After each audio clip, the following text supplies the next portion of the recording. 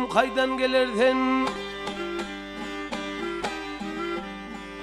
Yoluna kurban olayım, haydi oğlum gelirsin, diline kurban olayım.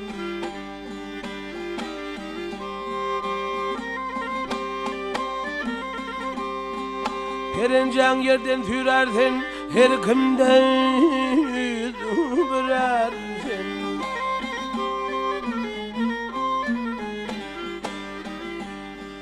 Sevduğum ne kadar halına kurban olayım.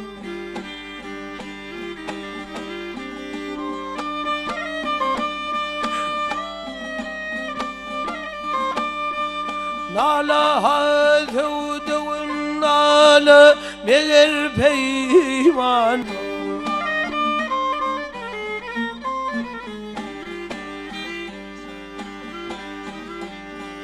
Beni işitte kimin olur, diline kurban olayım. Hay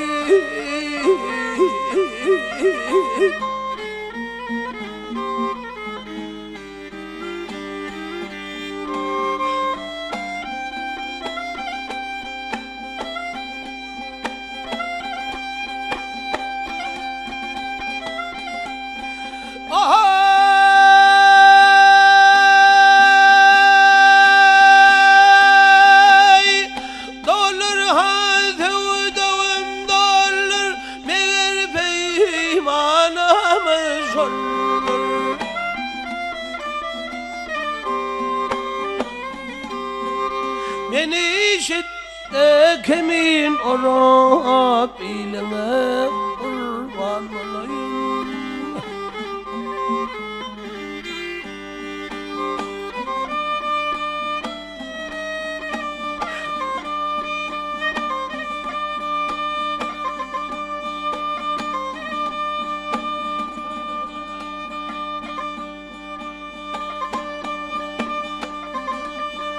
Kara gözüm akar yaşı, nereden akılın naşı.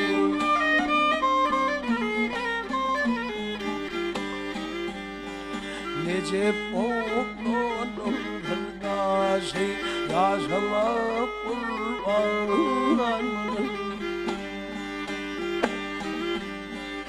Nece boğulun kardeşi, yaşama kurban olayım. Hay